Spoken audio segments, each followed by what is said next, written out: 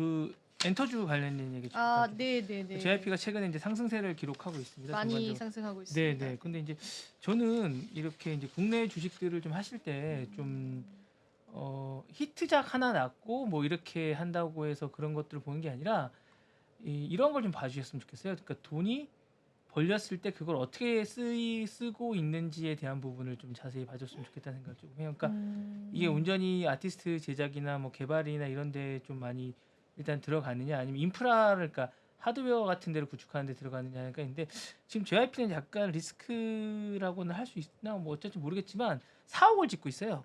2024년 시설 확장을 해서 성내동에 이제 2013년에 이제 강동구 고덕동 일종의 3,000평 규모의 사옥을 짓고 있습니다. 이게 상당히 높은 건물입니다. 그래서 이제 되게 높게 짓고 있고 사실 이게 뭐 필요하긴 한데 과연 이게 저는 개인적으로는 필요한지 잘 모르겠습니다. 상당히 높고 20 몇 층짜리 아주 높은 건물인데 이랬을 경우에 이제 주주들한테 양해를 구했다고 해요. 이건 이제 네. 비용이 들어가는 부분에 대해서. 근데 지금 뭐 여러 가지 뭐 공간이 필요하겠지만 네.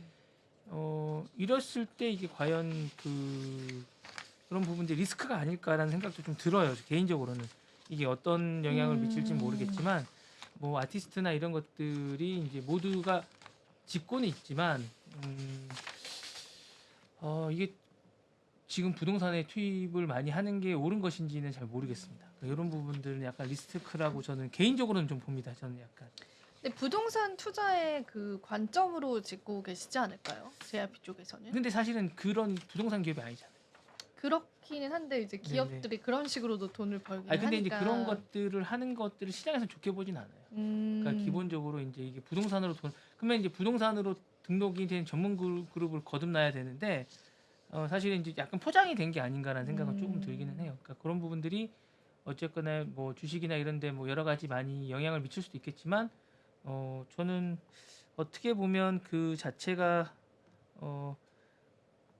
좋을 수도 있겠지만 장기적으로 보면 투자해서 뭐 좋을 수도 있겠지만 그런 부분들이 그렇게 시장에 그렇게 긍정적인 요소로 반영을 될 수 있을까라는 생각은 좀 듭니다. 그러니까 뭔가를 투자를 하거나 뭔가를 할 때 좀 유심히 보셔야 되는 게 그런 것들인 것 같아요. 그리고 이제 기본적으로 최근에 이제 8월에 자회사를 만들었는데 이 자회사의 성공 여부도 되게 중요하거든요. 그 어떤 자회사? 이닛 엔터테인먼트인가요? 그 자회사 하나 만들었습니다. JYP에서 네. 그 자회사가 지금 이제 트로트나 뭐 방송 제작하는 것들을 그쪽으로요? 같이 할 네. 생각을 하고 있어서 그 자회사를 하나 만들어서 그 부분이 이제 이닛 엔터테인먼트 설립해서 아이돌 분야가 아닌 뭐 트로트, 발라드, R&B, 예능인, 개그맨, 유튜버 이런 것들을 하겠다는 거. 그러니까 SMCC 같은 약간 이런 SM 산하의 이제 다른 그 아이돌이 하는 그런 글로벌 채널 말고 뭐 제작도 하면서 그다음에 뭐 그 외 가수들을 담는 그릇을 만드는 거죠. 옛날에 이제 JYP도 거기 있던 그 전략적 관계에 있던 홍승성 대표라는 분이 큐브라는 엔터테인먼트를 나와서 만들었거든요.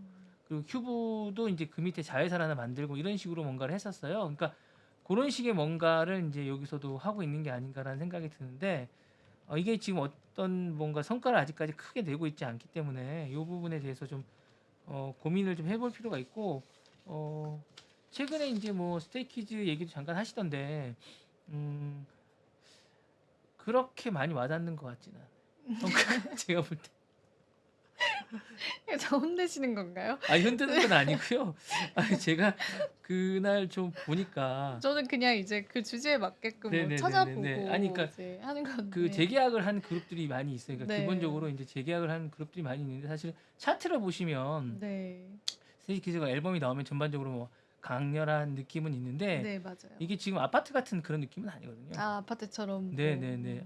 사실 이제 그 얼마만큼 수익을 거두느냐 이렇게 약간 휩쓰느냐 이게 기존의 아이돌이 거두는 성공 정도의 그 성과인 듯한 느낌이 들어서 모르겠습니다. 실제 제가 모르는 분야가 있을지 모르겠지만 그 부분에 대해서는 좀 더 알아보시고 투자를 결정하시는 게 좋지 않겠냐.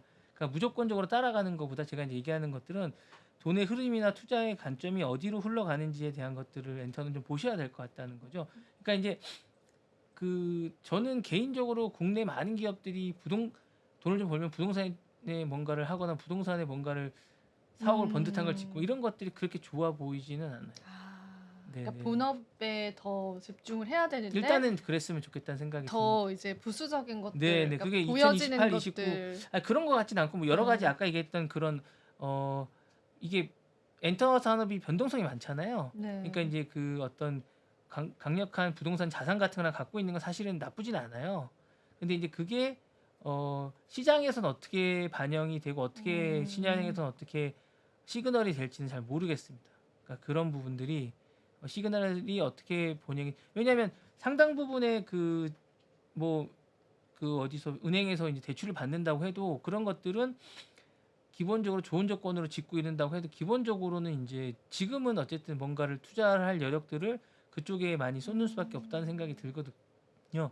그런데 장기적으로 보면 뭐 그 자산이 나중에 회사를 사빌릴 수도 있다는 생각은 들지만 모르겠습니다. 이게 사실은 좀 그런 것들이 이제 미국하고 이런 데랑 좀 다르지 않나 우리나라가 좀 그런 생각이 좀 듭니다. 네. 그러니까 뭐 저 예전에 다른 회사들도 보면 회사가 잘 돈이 많을 때 건물에 다 사놓지 그랬냐 이런 얘기들이 많이 유행을 해요. 맞아요, 맞아요. 네, 차라리 그렇게 해서 네. 어려울 때 그게 큰 자산이 되지 네. 않겠냐라고 얘기를 하는데 근데 시장에서 그걸 어떻게 바라볼지는 잘 모르겠습니다. 음. 그런 부분들을. 예. 시장에서는 그런 부분들을 어떻게 바라볼지 모르겠고 그 부분에 대해서 시장이 어떤 반응을 보일지 잘 몰라서 그 부분은 여러분들이 좀 보시고 하시는 게 좋지 않겠냐라는 생각이 조금 듭니다. 제 개인적으로는 그렇습니다. 예. 사실 언제나 투자를 할 때는 이제 누군가의 말을만 듣고 네네. 여러분들 투자를 하시면 안 되고요.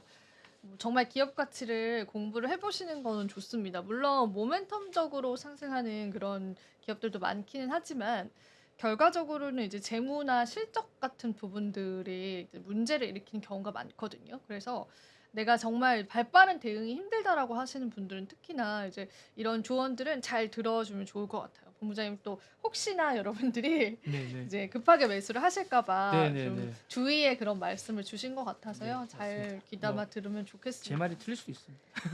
근데 막 엄청 잘 가고 약간 이럴 수도 있지만 그래도 우리는 돌다리도 두들겨보고 네네네네. 건너야 합니다. 왜냐면 내 돈이잖아요. 사실 쇼핑할 때는 정말 뭐 입어도 보고 어울리나도 보고 하는데 주식 살 때 좀 너무나 쉽게 사시는 그런 경향들이 있기 네, 그러니까 때문에 엔터주는 잘 모르겠어요. 저도 이제 엔터 쪽에 오래 있었는데 엔터주는 맞다. 네. 그 기본적으로 오히려 더 전문가시죠. 그쪽에 대해서는. 흐름이나 이런 것들을 좀 잘 모르겠어요. 그리고 시총이 너무 작아서 음. 하이브를 제외한 나머지 기업들이 근데 엔터주가 그 이익 구조가 많이 남는 그런 산업이지 않아요? 그렇진 않습니다. 그렇진 왜냐하면 않아요. 기본적으로 연습생들이 엄청 많습니다. 아, 한 100명 투자가 넘게. 그만큼 예, 들어가는 왜냐하면 거구나. 연습생들을 기본적으로 운영하려면 그 친구들의 뭐 그 수익을 낼 동안은 뭔가를 주지 않더라도 그 전까지 키우기 위해서 엄청나게 투자를 해야 됩니다. 그래서 아이돌이 하나 나오려면 뭐 100억 든다, 200억 든다는 얘기가 있거든요. 뭐 하나가 히트하기 위해서 그런 건데 실질적으로 이제 그런 이제 대형 기획사 아이돌들이 실패할 확률이 낮지만 그래도 지금 너무 치열해서 나오지 못하는 아이돌들이 많이 있고 또 운영하는 자체가 연습생들이 100명이면 식대마다 엄청납니다. 그렇죠. 네네. 그러니까 그런 것들이 다 엄청난 어떤 그 잠재적인 어떤 위험 요소이기 때문에 그런 부분들을 잘 감수하시고 보셔야 된다는 거고요. 다 남지 않습니다. 그 수익을 이제 행사나 뭔가를 치르고 나면 그걸 또 회사가 온전히 다 가져가는 게 아니고 예전처럼 그 예전에 좀 그런 회사 좀 많이 가져가는 구조였다면 지금은 좀 더 아티스트들에게 많이 주는 그런 과정이기 때문에 그런 부분들도 많이 보셔야 돼서 물론 이제 예전보다는 파이가 커지고 돈을 많이 버는 구조가 됐지만 단순히 이제 아이돌 하나만 해서는 뭔가를 될 수가 없고 같이 아까 얘기했다시피 이니시란 엔터테인먼트 만든 이유가 저는 그런 거라 보거든요. 어쨌든 뭔가 다시 담을 수익을 맞출 수 있는 그릇을 더 만들자 약간 이런 느낌이 좀 들었습니다. 네. 이해가 조금 가기는 했나 봅니다. 네. 그래서 좀 참고를 해보시면 여러분 좋을 것 같아요. 지금 바로 구독을 눌러보세요. 실시간 경제 뉴스, 투자 전문가들의 다양한 시황과 정확한 분석, 또 알찬 투자 정보까지 신뢰할 수 있는 저희 서울경제TV와 함께하세요.